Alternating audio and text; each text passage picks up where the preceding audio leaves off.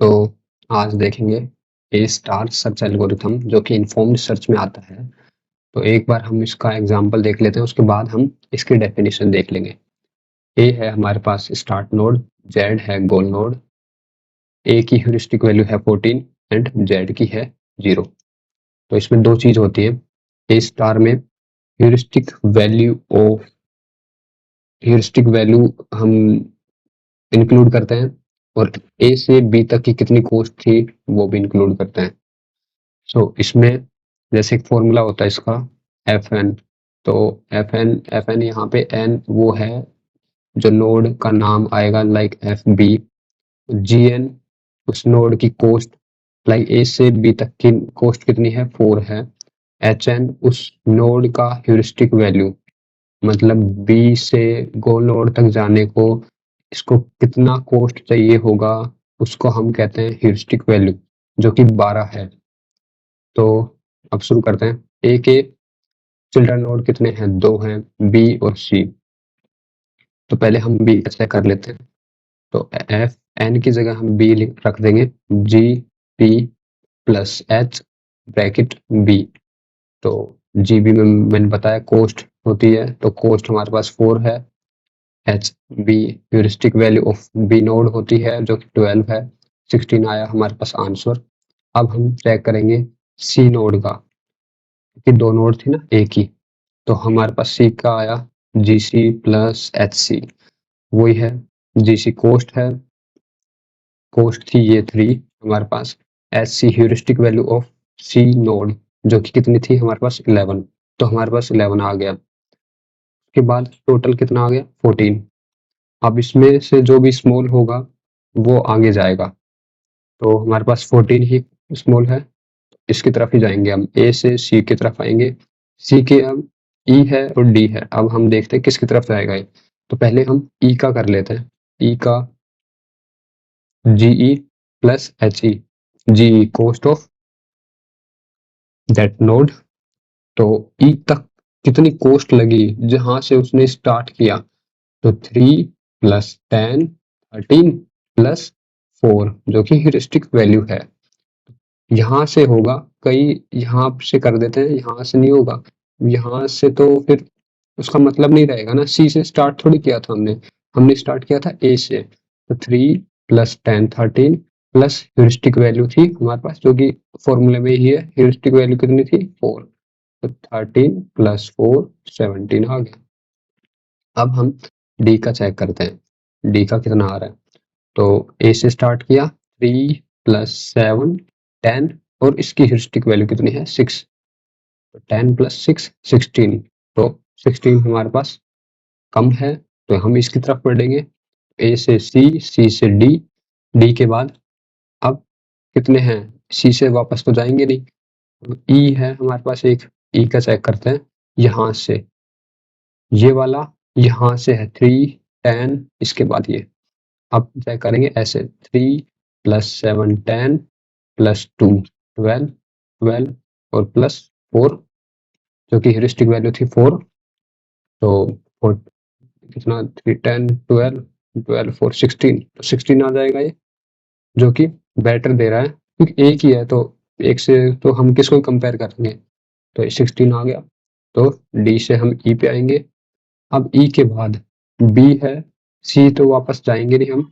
तो डी को हमारे को वैसे दिख रहा है कि 12 है तो जाना बेकार है, बट पेपर के लिए तुम लिख देना ये भी, क्योंकि उससे टीचर को भी समझ आएगी हाँ इसका ह्यूरिस्टिक वैल्यू ज्यादा था। क्योंकि यहाँ से ये प्लस कर देना 3 7 10 12 12 और 12 24। तो वो हमें पता है वैसे ही ज्यादा जा रहा है बहुत। तो फिर भी एक बार सॉरी लिख देना ताकि टीचर को पता रहे, और मार्क्स भी वो काट लेता कभी कभी। तो हम जाएंगे ई से जेड की तरफ।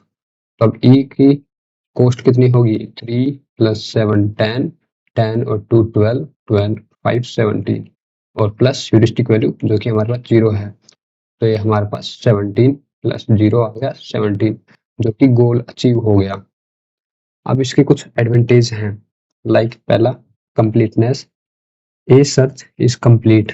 कंप्लीटनेस का मतलब ये है कि अगर उसमें सॉल्यूशन एग्जिस्ट करता है तो वो सॉल्यूशन को निकालेगा, कैसे भी करके निकाल ले बट वो निकाल लेगा उस सॉल्यूशन को।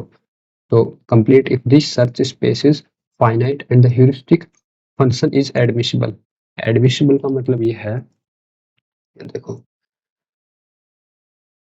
एडमिसिबल का मतलब ये है कि एक्चुअल कॉस्ट अगर ये ये ए मान लो, यहाँ पे हमारे पास ए से गोल नोड तक जाने के लिए उसकी कॉस्ट यहाँ पे मान लो 14 थी ना, तो हमने 14 कर दिया, तो 14 थी। अब अगर इससे ज्यादा होगा, अगर ह्यूरिस्टिक वैल्यू इससे ज्यादा दे रखी है हमें, लाइक ये तो कम ही दे रखी है, अगर कम दे रखी है तो वो एडमिसिबल है। बट अगर एक्चुअल कॉस्ट से हमें ज्यादा दे रखी है वैल्यू, तो वो नॉन एडमिसिबल कहलाएगा। तो इम्पोर्टेंट क्यों है ये देख लिए, अगर ह्यूरिस्टिक एडमिसिबल है ए स्टार हमेशा शॉर्टेस्ट पाथ ढूंढ लेगा, वरना वो ढूंढ नहीं पाएगा शॉर्टेस्ट पाथ। तो एडवांटेज इसलिए है क्योंकि अगर एडमिसिबल होगा तो वो शॉर्टेस्ट पाथ भी ढूंढ लेगा, तो इसलिए एडवांटेज भी हो गया है। डिसएडवांटेज में भी डाल देंगे इसको, क्योंकि अगर नॉन एडमिसिबल हो गया तो वो ढूंढ नहीं पाएगा शॉर्टेस्ट पाथ। तो दो, एक चीज के ही हमें दो फायदे मिल गए, ऐसे है। तो आगे चलते हैं। ऑप्टिमल, ये इसी का कंप्लीटनेस का ही सब पार्ट हो गया, बट एग्जाम के लिए सही है। तो ऑप्टिमल भी होता है, A star search is optimal if the heuristic function is admissible. अगर एडमिसिबल है तो वो ऑप्टिमल सॉल्यूशन ढूंढ लेगा, वरना नहीं ढूंढ पाएगा। थर्ड, कंप्लीट, दो बार क्यों कर दिया। हाँ, कंप्लीट भी एक अलग एडवांटेज बन जाएगा, यदि सॉल्यूशन एग्जिस्ट करता है तो वो कंप्लीट होगा। फोर्थ, फ्लेक्सिबल, ए स्टार का यूज करके प्रैक्टिकल प्रॉब्लम्स में यूज कर सकते हैं, जैसे कि जीपीएस नेविगेशन में, पजल सॉल्विंग में, और रोबोट पाथ प्लानिंग में, और शायद शेड्यूलिंग में भी। ओके, तो ये था। एंड अब आता है डिसएडवांटेज ऑफ ए स्टार। क्या डिसएडवांटेज है?